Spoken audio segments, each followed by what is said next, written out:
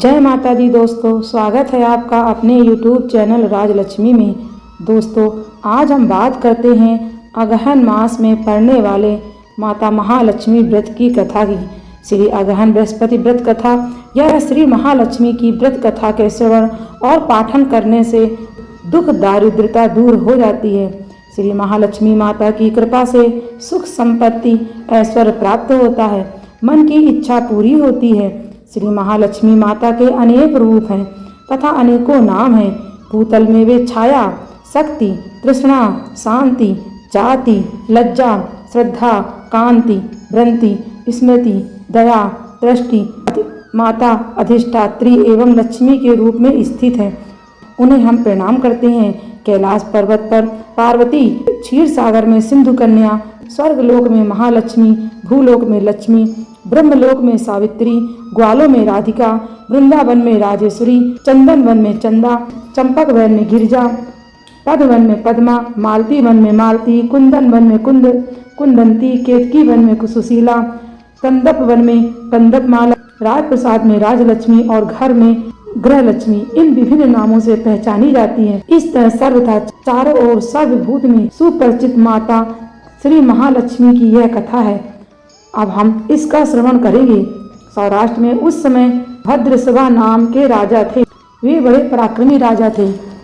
4 वेद, 6 शास्त्र, 12 पुराणों का उन्हें ज्ञान था। उनकी रानी का नाम सूरत चंद्रिका था। रानी दिखने में सुंदर और सुलक्षणा थी तथा पतिव्रता थी। उन दोनों को 7 पुत्र तथा उनके बाद एक कन्या का वरदान मिला था। कन्या का नाम सांबाला था। एक बार महालक्ष्मी जी के मन में आया कि जाकर उस राजा के राजप्रसाद में रहें। इससे राजा को दुगनी धन दौलत की प्राप्ति होगी और वह इस धन दौलत से अपनी प्रजा को और सुख दे पाएगा। यदि हम गरीब के घर आंगन रहें और उसे धन दौलत प्राप्त हो तो वह स्वार्थी की तरह केवल अपने ऊपर ही खर्च करेगा। यह सोचकर श्री महालक्ष्मी जी ने बूढ़ी ब्राह्मण स्त्री का रूप धारण किया। हाथ में लाठी के सहारे रानी के द्वार तक पहुंची। यद्यपि उन्होंने बूढ़ी औरत का रूप धारण किया था, पर उनके चेहरे पर देवी का तेज था। उन्हें देखते ही एक दासी सामने आई। उसने इनका नाम, धाम, काम, कर्म पूछ डाला। वृद्ध ब्राह्मणी का रूप धारण किए हुए माता लक्ष्मी ने कहा, बालिके, मेरा नाम कमला है। मेरे पति का नाम भुवनेश है। हम द्वारिका में रहते हैं। तुम्हारी रानी पिछले जन्म में एक वैश्य की पत्नी थी।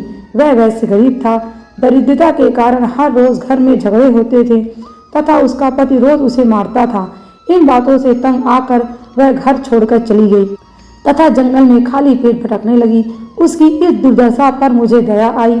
तब मैंने उसे सुख संपत्ति देने वाली श्री महालक्ष्मी की कथा सुनाई। मेरे कहने पर उसने श्री महालक्ष्मी का व्रत किया। श्री महालक्ष्मी प्रसन्न हुई। उसकी गरीबी दूर हुई। उसका घर संसार दौलत से भर गया। बाद में पति पत्नी दोनों परलोक सिधारे। लक्ष्मी व्रत करने के कारण वे लक्ष्मी लोक में रहे। उन्होंने जितने साल महालक्ष्मी का व्रत किया उतने हजारों साल उसे सुख भोग मिला। इस जन्म में उसका जन्म राज घराने में हुआ है, परंतु वह श्री महालक्ष्मी का व्रत करना भूल गई है। उसे यह याद दिलाने मैं यहाँ आई हूँ। बुढ़िया की बातें सुन दासी ने उन्हें प्रणाम किया तथा श्री महालक्ष्मी का व्रत किस तरह किया जाए इस बारे में पूछा। बुढ़िया रूप धारण किए हुए श्री महालक्ष्मी माता ने दासी को पूजा की विधि तथा महिमा बताई। इसके बाद वह दासी माता को प्रणाम कर रानी को अंदर बताने चली गई। राज वैभव के रहते हुए रानी को अपने ऐश्वर्य पर बड़ा घमंड हुआ। संपत्ति तथा अधिकार की वजह से वह उन्मुक्त हो गई थी। दासी द्वारा बताई गई बुढ़िया की बातें सुनकर वह अब बगुला होकर राज द्वार पर आकर बुढ़िया रूपी श्री महालक्ष्मी पर बरस पड़ी। उसे यह मालूम नहीं था कि श्री महालक्ष्मी माता बुढ़िया का रूप धारण किए द्वार तक आई हैं, परंतु रानी का इस कदर रूखा बर्ताव तथा अपना अनादर देख माता ने वहां ठहरना ठीक न समझा। वे वहां से चल पड़ी। राह में उन्हें राजकुमारी सांबाला मिली। उन्होंने सांबाला को सारी बात बताई। सांबाला ने अपनी ओर से श्री माता महालक्ष्मी से क्षमा मांगी। माता को उस पर दया आई। उसने सांबाला को श्री महालक्ष्मी व्रत के बारे में बताया। उस दिन अगहन मार्गशीर्ष माह का पहला गुरुवार था। सांबाला ने परम श्रद्धा से श्री महालक्ष्मी का व्रत रखा। फलस्वरूप राजा सिद्धेश्वर के सुपुत्र मालाधर से उसका विवाह हुआ। वह धन दौलत ऐश्वर्य वैभव से मालामाल हो गई। पति के साथ ससुराल में आनंद से दिन बिताने लगी। इधर श्री महालक्ष्मी का रानी पर प्रकोप हुआ। फलस्वरूप राजा भद्रसवा का राजधर्म कारोबार नष्ट हो गया, यहाँ तक कि खाने के लाले पड़ गए।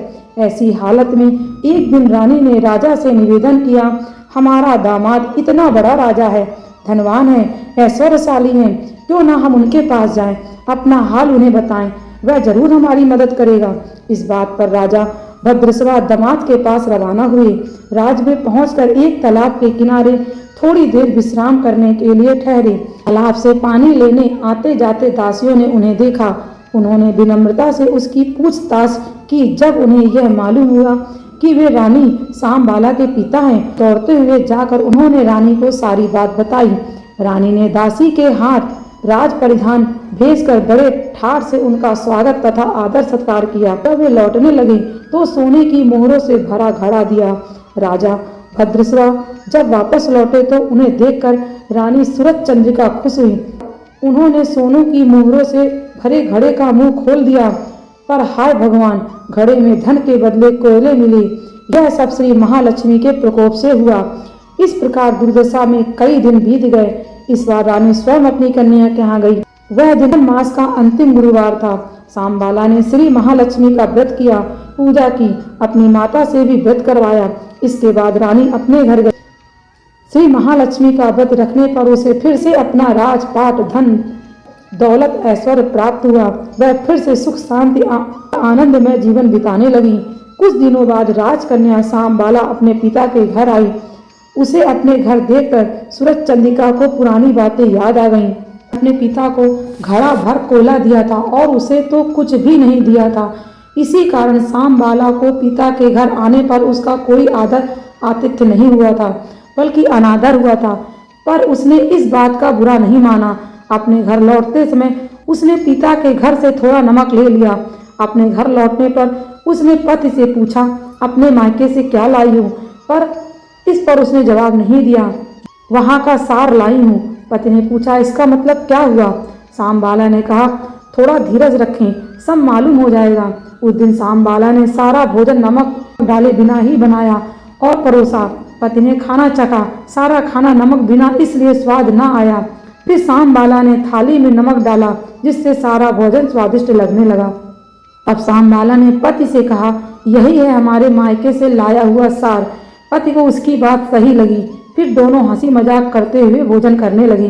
कहा गया है कि जो इस तरह कोई श्रद्धा भाव से श्री महालक्ष्मी की पूजन करे, उसे माता की कृपा प्राप्त होती है, सुख संपत्ति शांति प्राप्त होती है, सभी मनोकामनाएं पूरी होती हैं। परंतु यह सब प्राप्त होने पर माता की पूजा को भूलना नहीं चाहिए। हर गुरुवार को व्रत पाठ अवश्य करना चाहिए। इस प्रकार से माता महालक्ष्मी की कृपा से भक्तों की मनोकामनाएं पूरी होती है। इस प्रकार श्री अगहर बृहस्पति व्रत कथा या श्री महालक्ष्मी की गुरुवार की कथा संपूर्ण होती है। बोलिए महालक्ष्मी माता की जय। आगामी व्रत एवं त्योहारों के लिए राजलक्ष्मी चैनल को सब्सक्राइब करिए। तो मिलते हैं आपसे अगले वीडियो में, तब तक के लिए नमस्कार।